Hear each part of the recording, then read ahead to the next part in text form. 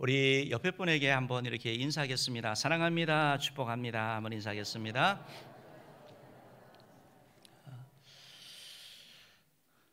우리가 코로나로 인해서 예배를 잘 드리지 못한 지가 2월 말부터 근 2달입니다. 코로나가 2달간 이렇게 지속이 되었는데 그래도 그나마 이제 이번 주부터는 좀 약간 좀 거리 두는 부분들이 조금 해제가 되어서 우리가 고강도 부분은 아니기 때문에 우리가 주의하면서 이렇게 하고 있습니다.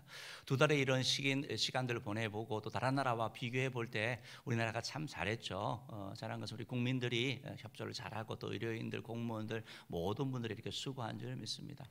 사회적 거리두기가 조금 완화되었지만 우리가 기억해야 될 것은 이 바이러스는 눈에 보이지도 않고 코로나 바이러스는 보이지도 않고 언제든지 퍼질 수 있는 것이다라는 것입니다. 지난 부활절이었나요? 부산에 있던 어떤 분이 어떤 간호사죠. 그 간호사가 병원에서 코로나 확진자를 이렇게 돌보는 역할을 하는 간호사인데 나중에 확인을 해보니까 그 환자들에 의해서 이렇게 전염이 된 거예요. 본인이 확진이 되고, 근데 그 사실을 모르고 집에 가서 아버지와 함께 이렇게 있었는데 아버지도 역시 전염이 되었고요. 근데 그 아버지가 지난주 부활절 예배를 참여를 했거든요. 그래서 또 난리가 났었습니다. 이것도 또 어떻게 되냐 했었는데 감사하게 마스크를 끼고 이래서 교회에서 지금까지 조사한 거로는 확진자가 지금 없는 거로 이렇게 나오고 있습니다. 그래서 코로나의 그러한 부분들은 있지만 우리가 마스크를 끼고 손을 씻고 하는 이런 부분들만 해 나가면 잘할 수 있을 것 같고, 그분은 또 학교에 이렇게 일하시는 분이고 하는 건데 어쨌든 안타깝게도 지금 잘 이렇게 해결될 줄 믿습니다. 바라는 것은 이제 우리들도 우리에게 어쨌든 예배를 또 할 수 있는 이런 기회가 주어졌는데 우리 스스로 좀 잘 주의하고 해서 지금 끝난 게 아니거든요. 그래서 예배하고 하는데 어려움 없도록 우리 자신들을 잘 관리해 나갔으면 참 좋겠습니다. 우리 오늘 읽은 본문 말씀은 예수님의 사랑에 대한 말씀인데요. 오늘 설교 제목이 사랑한다, 사랑하니, 사랑하라 세 가지예요. 세 가지고 이 설교 제목은 오늘 설교 대지를 다 얘기를 하고 있는 겁니다. 사랑한다, 누가 하는 말씀이죠? 예수님이 우리에게 전하는 메시지죠. 그리고 사랑하니는 예수님이 우리에게 묻는 질문이죠. 너 나 사랑하니? 라고 물으시는 것이고, 그 사랑을 받은 자에게 뭐라고 말씀하시는 거죠? 너희도 가서 서로 사랑해라, 사랑하라 라고 말씀하고 있는 거예요. 예수님의 사랑을 깨닫게 되고 그리고 그 사랑을 우리가 주님께서 사랑하냐고 물을 때 사랑합니다라고 고백하게 되고, 우리의 삶의 현장에서 교회에서 이 사랑을 실천하는 거, 이게 주님께서 오늘 우리에게 주시는 말씀이죠. 설교를 다 한 거예요. 첫 번째 뭐라고요? 사랑한다. 여러분 어떤 경우도 예수님 여러분 사랑하시는 거죠. 사랑하니? 라고 물으시면 네 그렇습니다, 주님 사랑합니다 고백하면 되고요. 또 그 사랑에 고백한 자들에게 주님이 원하시는 것은 사랑을 실천하기 원하시는 것이죠. 오늘 말씀을 조금 더 이렇게 살펴보면서 또 좀 더 나눠보기를 원합니다. 오늘 본문 말씀 예수님의 사랑이 나타나 있는데 예수님이 제자들을 찾아가셔서 그들을 변화시켜서 그들을 진짜 제자 되게 하시는 것을 보게 됩니다. 여러분 제자라는 타이틀만 있다고 제자 되는 게 아니고 그들이 변화되면서 훈련되어서 바뀌어 나가는 걸 말하는 겁니다. 그래서 이런 예수님의 사랑, 성령의 체험을 함으로 말미암아 이들이 온전한 그런 예수의 제자가 되었죠. 오늘 본문 말씀도 예수님께서 부활하시고 승천하시기 전 40일 가운데 있는 그 사건 가운데 하나의 내용입니다. 우리가 아는 것처럼 예수님께서는 부활하신 후에 바로 제자들을 찾아가셨죠. 안식 후 첫째 날 저녁에 제자 공동체에 찾아가셔서 바로 십자가에 죽임당한 흔적을 보여주셨습니다. 그런데 그 자리에 도마가 없었죠. 그래서 예수님의 부활을 의심하는 도마를 위해서 예수님께서 그 다음 주에 다시 한번 나타나셔서 못 박힌 손과 그 옆구리에 창자국을 보여주면서 바로 예수님의 부활의 확실성을 알려주신 것을 볼 수 있습니다. 오늘 본문 말씀은 예수님께서 세 번째로 제자 공동체, 제자 그룹들 가운데 나타난 그 내용을 소개하고 있는 것입니다. 오늘 본문의 배경이 되는 부분이 어디입니까? 1절 말씀 우리 같이 한번 읽어봅니다. 1절 봅니다. 시작. 그 후에 예수께서 디베라 호수에서 또 제자들에게 자기를 나타내셨으니 나타내신 일은 이러하니라. 오늘 본문의 배경이 디베라 호수라고 되어 있습니다. 여러분 디베라 호수 들어보셨죠? 우리가 개역 성경일 때는 디베라 바다라고 이렇게 기록이 되어져 있었고요. 디베라 호수, 디베라 바다, 갈릴리 바다, 갈릴리 호수 이렇게 다 들어보셨죠? 그것이 사실은 같은 지명, 같은 곳을 나타내는지 여러분 아시고 계시죠? 갈릴리 호수, 디베라 호수, 뭐 긴네사레 호수 다 같은 것을 얘기를 하는 것입니다. 그림을 한번 볼까요? 사진을 한번 파워포인트 한번 볼게요. 제가 갈릴리 호수를 보여드리는 겁니다. 디베라 바다를 보여드리는 겁니다. 다음 그림이요. 예. 저 호수는 다음 그림도 한번 줘보십시오. 저렇게 생겼는데요. 그 다음도 한번 보여주시기 바랍니다. 호수인데 파도가 일죠. 저 호수가 그 이스라엘 북쪽의 갈릴리 지역에 이렇게 있는데요. 담수호입니다. 담수호고 동서의 길이가 11km 그리고 남북의 길이가 21km입니다. 그러니까 상당히 큰 호수죠. 너무 크기 때문에 저 사람들은 저것을 바다라고 이렇게 부르기도 하는 것입니다. 그리고 실질적으로 호수는 잔잔해야 되는데 보시는 것처럼 파도가 일어나지 않습니까? 풍랑이 있는 것이죠. 그래서 바다의 속성이기 때문에 복음서에 누가복음을 제외하고는 다 바다라고 이렇게 표현합니다. 구약 성경에도 바다라고 표현하는 것이 더 많습니다. 그런 어떤 의미 때문에 그렇습니다.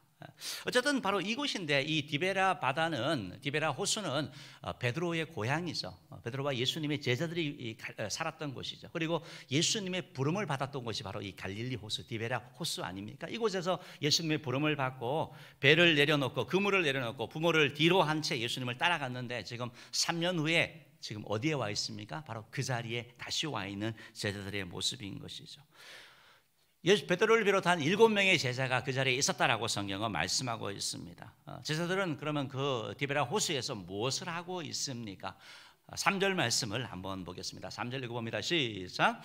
시몬 베드로가 나는 물고기 잡으러 가노라 하니 그들이 우리도 함께 가겠다 하고 나가서 배에 올랐으나 그날 밤에 아무것도 잡지 못하였더니. 갈릴리 호수에 왔는데, 디베라 호수에 왔는데 그들이 이제 하는 일, 고향에 와서 하는 일이 뭐냐면 고기 잡으러 간다는 거예요. 베드로가 그러니까 다른 제자들도 우리도 함께 가겠다라고 해서 고기를 잡으러 갔는데 그날 밤에 아무것도 잡지 못했다, 허탕쳤다, 헛수고했다라고 성경은 말씀하고 있는 것이죠. 사실 우리도 예수님을 떠나서 자기가 뭔가를 하려고 하면 이상하게 일이 안 되는 걸 경험하게 됩니다.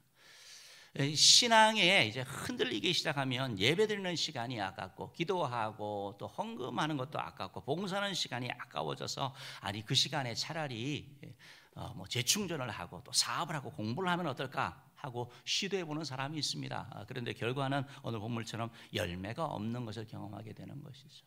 결국 허탕치는 겁니다. 왜 그렇습니까? 요한복음 말씀처럼 우리 신앙인은 가지고, 예수님은 포도나무이기 때문에 가지가 포도나무에 붙어있지 않고서는 열매를 맺지 못하기 때문에 그렇다라는 것입니다. 사랑하는 성도 여러분, 깨닫는 은혜가 있기를 주의 이름으로 축원합니다. 말씀을 우리가 깨달아야지 우리가 살아가는 것입니다. 헛수고하는, 허탕치는 인생이 아니라 열매 맺는 인생 되기를 주의 이름으로 축원합니다. 사실 전직 베테랑 어부이고 웬만큼 던지면 고기가 잡혔는데 고기가 안 잡히니까 그의 마음이 어떻겠습니까? 그냥 처참한 거죠.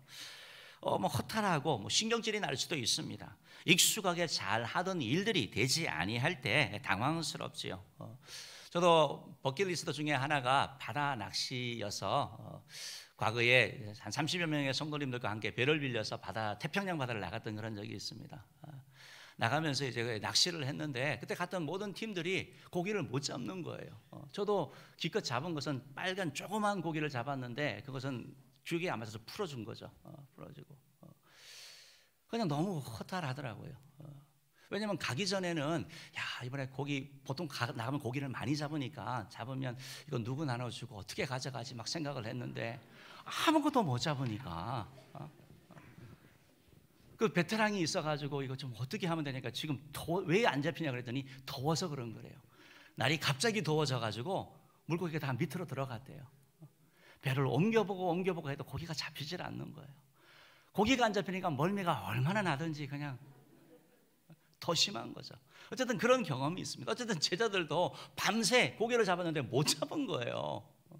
뭡니까? 잡아야 되는 거잖아요. 그런 마음이 있는 거잖아요.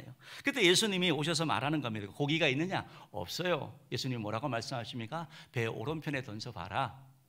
원래는 안 되는 거거든요. 근데 혹시나 해서 던져본 거죠. 그랬더니 바로 그물이 찢어질 정도로 고기가 잡히는 그런 축복을 누린 것이죠.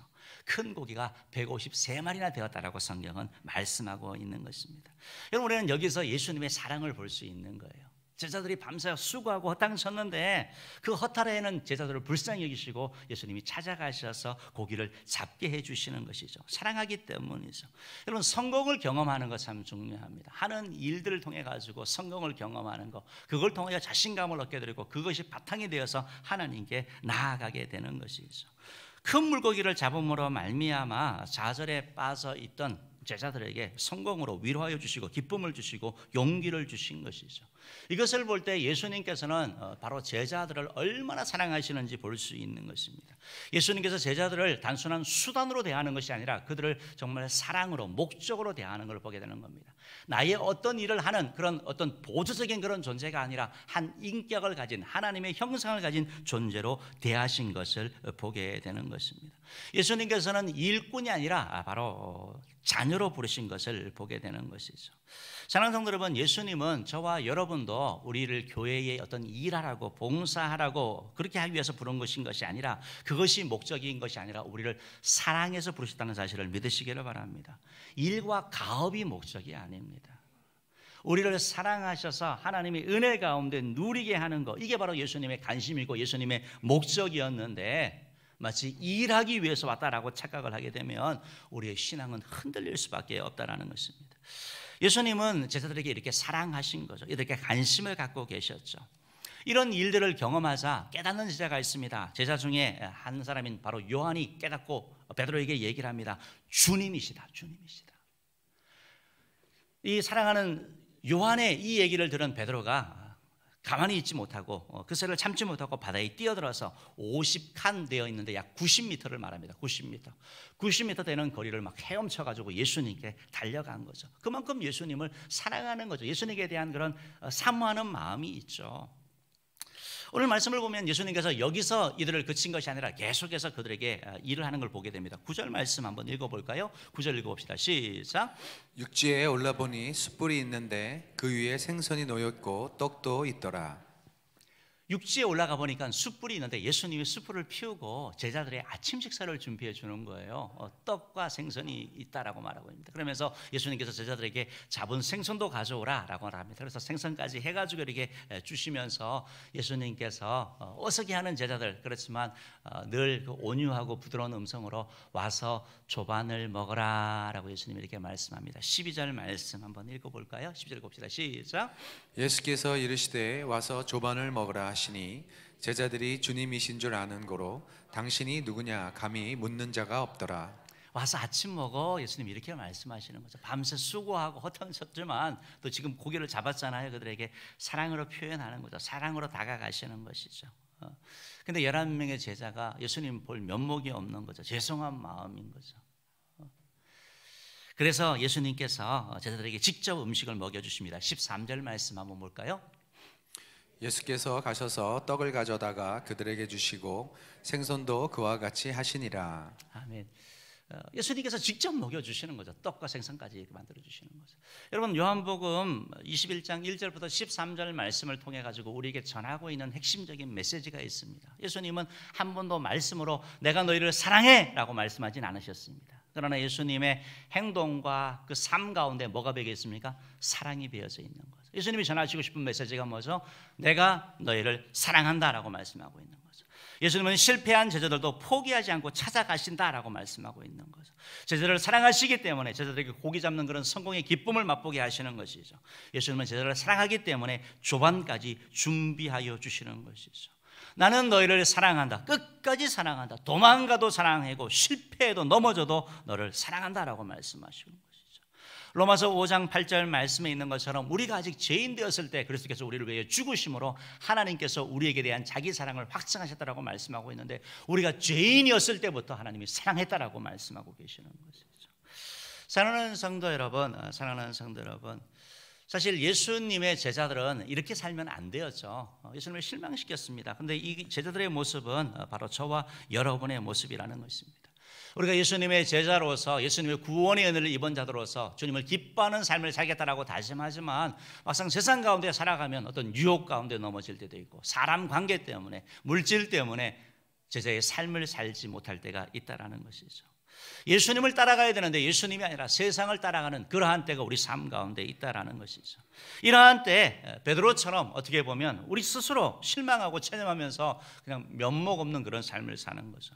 이런 우리도 예수님은 사랑하신다라는 것입니다. 이런 우리를 주님이 찾아오셔서 사랑한다고 말씀하여 주시는 것이죠.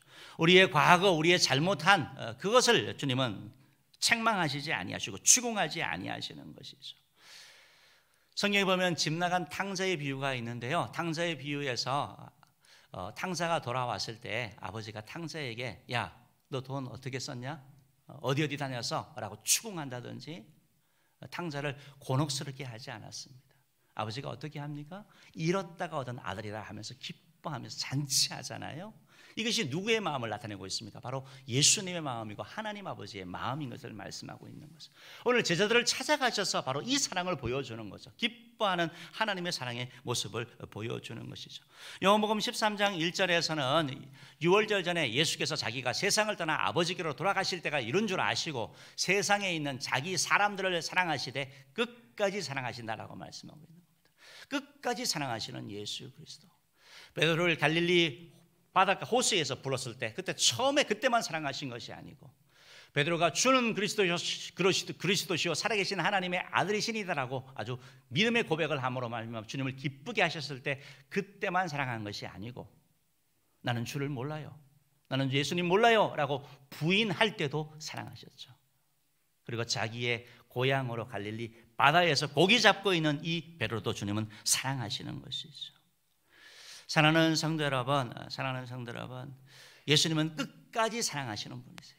살아 계실 때뿐만 아니고 십자가에 죽으실 때뿐만 아니고 부활하시고 나서도 제자들에게 대한 이 사랑을 보여주시는 것이죠. 예수님은 실패하고 또 실패해도 도망가고 또 도망가도 끝까지 포기하지 않고 찾아오시는 거예요. 왜요? 사랑하기 때문에. 자기 사람을 버리지 않으십니다. 자기 사람을 포기하지 않으시는 것이죠. 이 예수님의 사랑이 죄인을 용서하게 되는 것이고 회복하게 하고 새 출발하게 하는 것이죠. 그래서 예수님의 사랑을 알게 되면 우리가 그렇게 고백하는 거죠. 예수님 왜 날 사랑하십니까? 왜 나 같은 자를 사랑해 주십니까? 그 사랑에 감격하고 깨닫게 되는 것이죠. 우리 스스로 봤을 때도 의아하지만 그 사랑이 너무 큰 것에 대하여 감사하는 거죠. 이런 찬양이 있습니다. 예수님 왜 날 사랑하나? 왜 날 위해 죽으셨나? 이런 찬양이 있는데요. 우리 한번 영상으로 한번 잠깐 보도록 하겠습니다. 영상 찬양 부탁드릴게요.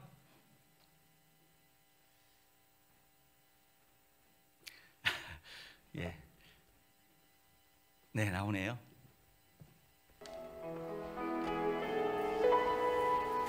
예수님 날 위해 죽으셨네.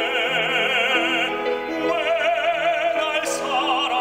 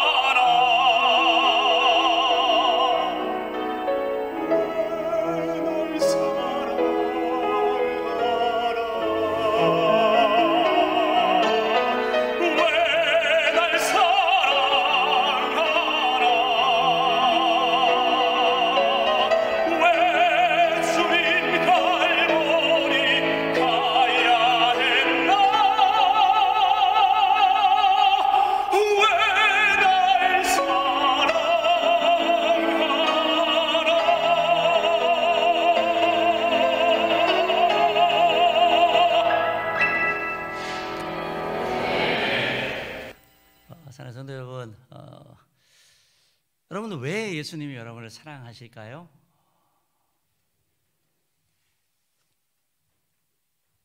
예수님의 사랑을, 하나님의 사랑을 우리가 깨달을 때 우리 삶 가운데 변화가 일어나는 줄 믿습니다. 우리 자녀들이 부모님의 사랑을 깨달을 때 바뀌잖아요. 본인이 아플 때나 어떤 힘들 때 그 부모의 사랑을 깨닫게 되는 거죠. 여성분들은 결혼해서 출산하고 나면 엄마의 사랑을 알게 된대요. 깨닫게 된대요. 우리가 예수님의 사랑을 깨닫게 되면 이 사랑이 바탕이 되어서 출발하게 되는 겁니다. 이 사랑이 바탕이 되어서 헌신하게 되고 이 사랑이 바탕이 되어서 변화를 향해서 나아가게 된다는 것입니다. 사랑하는 성도 여러분, 제자를 사랑하신 예수님께서는 저와 여러분을 사랑하십니다. 여러분, 저와 여러분을 결코 버리지 아니하시고 포기하지 아니하십니다. 먼저 찾아오십니다. 어떠한 상황 가운데 있다 할지라도, 실패와 바닥에 떨어져 있다 할지라도 예수님은 당신을 사랑하십니다. 이 사실을 믿음으로 승리하는 저와 여러분들을 주임으로 축원합니다. 두 번째로 오늘 본문 말씀은 사랑하니라고 말씀하고 있습니다. 우리를 사랑하시는 예수님께서 질문하시는 거죠. 너 나 사랑하니? 나 사랑하니? 여러분 여기에 대해서 뭐라고 답을 하겠습니까? 예수님이 너 나 사랑하니? 라고 물으신다면 우리 모두의 답이 네, 예수님 사랑합니다. 예수님 사랑합니다. 예수님 사랑합니다. 이런 고백되기를 주임으로 축원합니다. 21장 15절 말씀 한번 읽어봅시다. 시작. 그들이 조바 먹은 후에 예수께서 시몬 베드로에게 이르시되 요한의 아들 시몬아, 내가 이 사람들보다 나를 더 사랑하느냐 하시니 이르되 주님 그러하나이다. 내가 주님을 사랑하는 줄 주님께서 아시나이다. 이르시되 내 어린 양을 먹이라 하시고. 예수님께서 식사하고 난 다음에 베드로와 이제 대화를 시작합니다. 만약에 여러분들이 예수님이라면 베드로와의 대화를 뭐로 시작하겠습니까? 할 말이 많죠. 할 말이 많죠. 베드로에게 야, 너 베드로, 너 나를 그렇게 부인할 수 있냐? 한 번도 아니고 3번이나? 내가 경고했잖아. 부인하게 될 거라고. 왜 내 말 안 들어서 책망하고 이럴 수도 있잖아요. 혼낼 수도 있잖아요. 예수님은 그렇게 하지 않거든요. 저는 예수님이 사람에 대한 정확한 이해를 하시는 것 같아요. 책망과 혼냄으로 사람은 바뀌지 않습니다. 제가 부모가 되어서 아이를 이렇게 훈육을 해보니까 훈육상 이렇게 혼을 냈더니 자기가 잘못한 건 기억을 못해요. 혼난 것만 알고 있어요. 자기 혼났다고. 여러분, 만약에 예수님께서 베드로에게 야, 너 정말 막 그래서 이렇게 막 하면 베드로 성격에 또 호국하는 성격에 또 그럴 수도 있지 않겠습니까? 예수님은 뭐라고 하십니까? 스스로 깨닫게 하는 거죠. 돌아보게 하는 거죠. 뭡니까? 너 나 사랑하느냐? 요한의 아들 시몬아, 내가 이 사람들보다 나를 더 사랑하느냐? 예수님이 이렇게 물으신 것이죠. 여러분, 예수님을 사랑하는 그 사랑이 있으면 출발할 수 있습니다. 그 사랑이 조그만하게라도 있다면 내가 지금 어떤 저지와 어떤 상황 가운데 있더라도 일어날 수 있는 그게 바로 주님에 대한 사랑인 것입니다. 그래서 예수님이 물으신 거죠. 사랑에 불씨가 있느냐? 그 불씨를 태워주기를 원하시는 것이죠. 일으켜주기를 원하시는 것이죠. 3번이나 요한의 아들 시몬아, 네가 나를 사랑하느냐? 라고 질문할 때 베드로가 예, 주님 사랑합니다. 네, 그러합니다. 주님 사랑합니다. 내가 주님 사랑하는 거 주님 아시잖아요. 내가 주님 사랑하는 거 주님 아시잖아요. 내 지금 모습은 이렇지만 그러나 내가 주님 사랑하는 거 주님 그거 아시죠? 라고 얘기를 합니다. 3번이나 예수님이 물으셨지요. 베드로가 주님 사랑합니다 라는 이런 고백을 할 때 고백하면 할수록 그 사랑의 고백이 파워를 가지는 것입니다. 그 주님 사랑한다는 그 고백이 그를 치유하게 되고 예수님과의 관계에 본인이 스스로 가졌던 그런 껄끄러움이 사라지는 그런 능력을 경험하게 되는 것입니다. 사랑하는 성도 여러분, 예수님께서 오늘 이 자리에 오셔서 여러분에게 사랑하는 누구야? 너 나 사랑하니? 라고 물으신다면 우리 모두가 주님 사랑합니다 라고 고백하는 자 되기를 주님으로 축원합니다.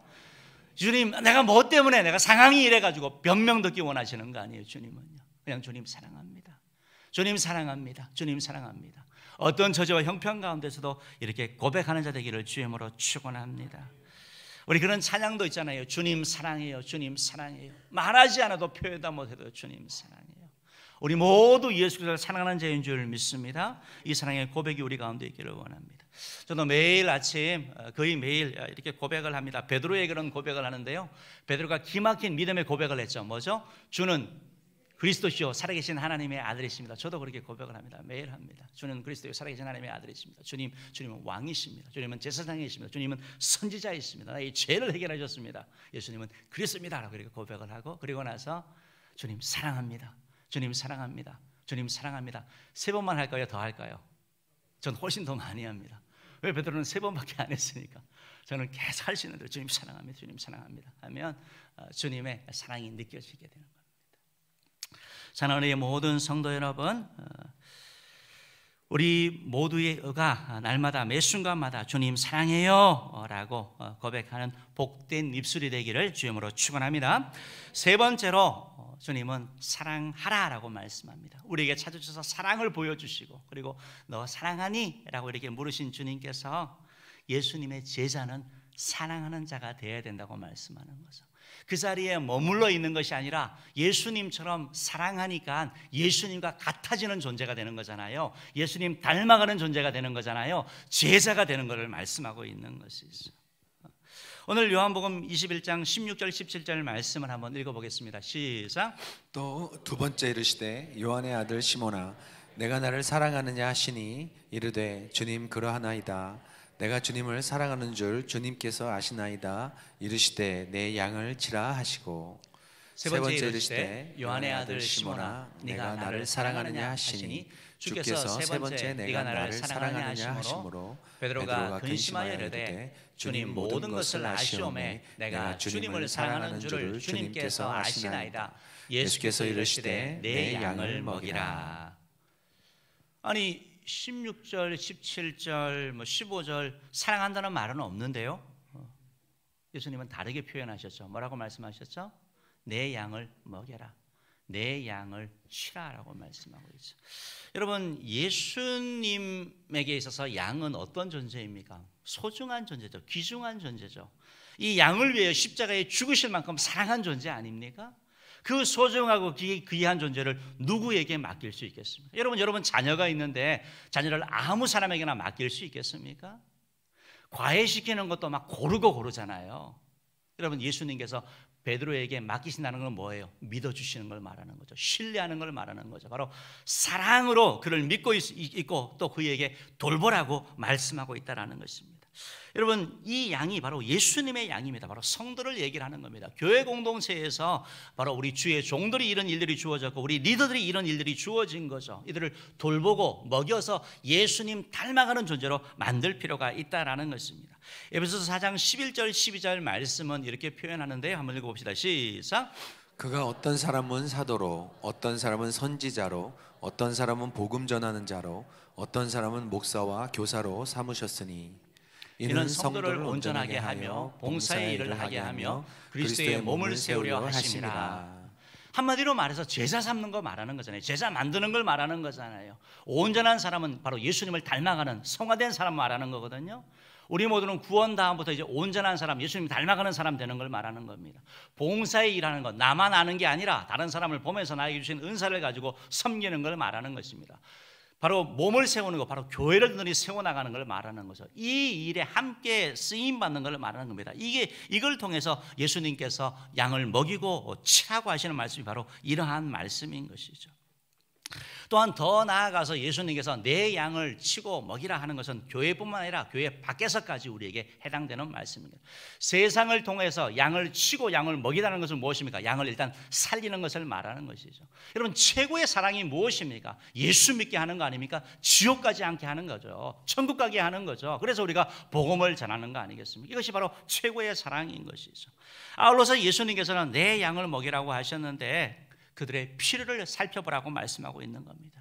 그들의 아픔, 눈물, 상황에 관심을 두라고 주님이 말씀하고 있는 거죠. 관심을 가지라고 말씀하고 있는 거죠. 그것은 바로 우리의 가족을 얘기를 하는 것입니다. 멀리 있는 그런 존재가 아니라 남편과 아내, 자녀들, 형제, 자매, 교회 공동체 안에 있는 사람들, 멀리 있는 사람을 사랑하는 게 아니라 바로 내 주변에 있는 사람을 사랑하라고 말씀하고 있는 것이죠. 사랑하는 의의 성도 여러분, 사랑하는 성도 여러분, 바라기는 우리 모두가 예수님의 사랑받은 자로서 사랑을 실천해 나가는 자 되기를 주님으로 축원합니다. 예수님께서 계속해서 이런 말씀을 하십니다. 18절 19절 말씀 한번 읽어볼까요? 읽어봅시다. 시작. 내가 진실로 진실로 내게 이르노니 내가 젊어서는 스스로 띠뛰고 원하는 곳으로 다녔거니와 늙어서는 내 팔을 벌리리니 남이 내게 띠띠우고 원하지 아니하는 곳으로 데려가리라. 이 말씀을 하시면 베드로가 어떠한 죽음으로 하나님께 영광을 돌릴 것을 가리키심이로라. 이 말씀을 하시고 베드로에게 이르시되 나를 따르라 하시니. 18절 말씀해 보니까 내가 젊어서는 스스로 띠띠우고 원하는 곳으로 다녔는데 늙어서는 내 팔을 벌리고 다른 사람이 너를 띠뛰게 한다. 베드로의 죽음에 대한 말씀을 하는 거죠. 베드로가 십자가에 달려 죽었다고 얘기하고 있지 않습니까? 거꾸로 죽었다고 얘기를 하고 있는 거죠. 여러분, 처음에 베드로가 예수님께 신앙을 고백을 하고 예수님의 제자가 됐을 때 예수님께서 십자가에 지시기 전에 베드로에게 뭔 예언을 하셨습니까? 네가 나를 3번 부인할 거야 라고 말씀하셨죠. 지금은 뭐라고 말씀합니까? 사랑을 고백한 그에게 너 순교할 거야 라고 말하는 겁니다. 이건 영광임을 말하는 거거든요. 주를 위하여 죽을 수 있는 자까지, 사랑을 실천하다가 죽을 수 있는 자까지 나아가는 걸 말하는 거죠. 성경을 보니까 죽음으로 하나님께 영광을 돌린다라고 말하고 있는 겁니다. 우리 모든 성도님들이 이 땅 가운데도 잘 살고 죽음에서도 하나님께 영광 돌리는 자 되기를 주님으로 축원합니다. 영광 돌리는 것, 바로 이 베드로의 삶이 그렇게 나타나는 거죠. 순교의 예언을 하신 것을 말하는 겁니다. 완전히 수준이 달라진 것을 말하는 것이죠. 이런 예수님의 사랑을 받은 이 베드로가 궁금했습니다. 옆에 있던 요한은 어떻게 되는지 궁금해서 예수님께 질문하는데 예수님께서 말씀합니다. 22절 말씀 한번 읽어볼까요? 읽어봅시다. 시작. 예수께서 이르시되 내가 올 때까지 그를 머물게 하고자 할지라도 내게 무슨 상관이냐, 너는 나를 따르라 하시더라. 예수님이 요한은 어떻게 됩니까? 라고 물을 때 예수님께서 그게 너와 뭔 상관이 있느냐, 너는 너의 길을 따라가라 라고 말씀하고 있는 거죠. 우리는 신앙생활을 하면서도 자꾸 옆에 사람에게 관심을 갖습니다. 다른 사람이 나에게 어떻게 해주느냐, 그에 맞춰서 행동해야지. 남편과 아내의 관계에서도 아내가 어떻게 하는 거 보고 내가 해야지. 그런데 예수님은 그렇게 하지 말고 너는 나를 따르라, 바로 예수님의 길을 따라가라고 말씀하고 있는 거예요. 각자가 처한 상황과 환경이 다 다른데 그 사람을 보고하는 것이 아니라 은사가 다르고 사명이 다르기 때문에 바로 예수님께서는 나를 따르라, 바로 나를 보고 너는 나를 따르라고 주님이 말씀하신 것이죠. 사랑하는 성도 여러분, 바로 주님을 따라서, 정말 예수님을 따라서 죽기까지 사랑하는 자 되기를 주님으로 축원합니다. 우리가 세상에 사랑을 남기는 자 되기를 주님으로 축원합니다. 특별히 이제 5월달이 지금 되어가고 있는데 5월의 가정의 달, 우리가 사랑하면서 유초청 축제를 위해서 나아가고, 그래서 영혼 구원을 할 뿐만 아니라 교회에서는 제자 삼는 제자로 삼기 위해서 노력을 할 것이고, 우리가 가정에서 또 우리 직장에서 일터에서 사랑을 이렇게 실천한 자 되면 참 좋겠습니다. 제가 한 예화를 드리고 설교를 마치겠습니다. 지난주에 이렇게 어떤 글을 보는데 연대 의대에 합격한 한 여학생의 글이었습니다. 아마 많은 분들이 읽은 줄 압니다. 그녀의 글이 되게 감동적이었는데요. 이런 내용이었습니다. 이 여학생이 5살 때 어머니가 사고로 돌아가셨고, 그래서 일용직 노동자인 아버지와 함께 세 가족이 이렇게 살았다고 합니다. 열심히 살았지만 그냥 간신히 끼니만 죽지 않고 살 정도로 살았다고 합니다. 그러나 어느 날 초등학교 친구 집을 갔는데, 친구 집에 갔더니 집 안에 그네가 있고 집 안에 곰팡이가 피지 않은 벽이 있는 걸 보고, 그리고 신선한 과일이 나오는 걸 보고 가난을 실감했다고 합니다. 어쨌든 그 다음부터 열심히 공부를 했고, 그래서 공부는 중학교 때부터 늘 1등을 했다고 합니다. 언니는 형편이 어렵기 때문에 상고로 이렇게 진학을 했고, 자기는 공부를 계속 이렇게 해 나갔다고 합니다. 그런데 어느 날 위기가 또 찾아왔다고 합니다. 고등학교 때 아버지가 공사 현장에서 다쳐서 더 이상 일할 수 없었다고 합니다. 그러니까 대학도 가기가 어려운 거고, 그러니까 공부를 포기해야 되는 그런 상황이 되었는데, 언니가 자기에게 찾아와서 언니가 자기를 안아주면서 이렇게 얘기를 했다고 합니다. 언니가 돈 어떻게 쓰는지 보러 올 테니까 너는 공부해. 그래서 그 말을 듣고 언니에게 너무 고맙고 또 너무 미안해서 죽을 지경으로 공부했다고 합니다. 열심히 공부를 해가지고 수능날이 되었는데, 수능날 아버지가 기름 있는 뭐 김치볶음밥을 싸주셨대요. 만들어주셨대요. 그래서 그거 들고 수능 시험을 봤는데 시험을 보고 집에 가서 가채점을 해보니까 2문제가 틀렸더래요.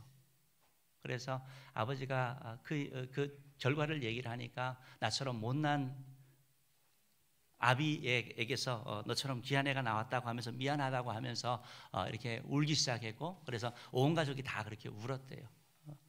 뭐 성적이 워낙 좋게 나왔으니까 연대의대는 정시로 이렇게 합격을 했고, 합격을 하고 나니까 여러 과외가 들어오기 시작했다고 합니다. 그래서 3개월 동안 열심히 과외를 했더니 그동안 밀려있던 월세 300만 원을 갚을 수가 있었고, 그러고 나서도 400여만이 남았대요. 그래서 그 남은 돈을 가지고 그동안 고마웠던 언니와 아빠에게 반반 이렇게 나눠줬다고 합니다. 그랬더니 아버지가 이 딸들을 데리고 레스토랑 이름이 아웃백이라는 레스토랑에 가가지고 먹을 걸 사줬대요. 근데 세 사람이 갔는데 4명의 그 랍스터 세트를 사줘가지고 이렇게 먹게 해줬다고 합니다. 그걸 먹으면서 너무 맛있게 먹는, 그동안 사달라고 했는데 한 번도 못 갔는데 처음 간 거예요. 그래서 그걸 막 맛있게 먹는 딸들을 보니까 아버지가 좀 뭉클했나 봐요. 그래서 아버지가 울고 또 딸들도 이렇게 울었대요. 그러면서 그 연대 의대생이 하는 얘기가 울면서 4인 세트 모든 음식을 다 먹었대요. 배가 찢어지게 부를 때까지 음식을 먹어본 것은 처음이다. 이렇게 글을 썼어요. 그러면서 그녀가 이런 글을 남겼습니다. 아빠와 언니에게 아웃백에 가서 4인 랍스터 세트를 시켜 먹을 수 있는 인생을 선물해 주기를 결심했다. 자기가 이런 글을 남겨서 되게 뭉클하더라고요. 뭉클하더라고요. 저는 이 가정에 사랑이 있다는 걸 느끼는 거죠. 사랑이 있는 거죠. 돈은 없지만 사랑이 있는 거죠. 사랑이 있기 때문에 헌신하고, 사랑이 있기 때문에 희생하고, 사랑이 있기 때문에 보답하려고 애쓰고 노력하는 거.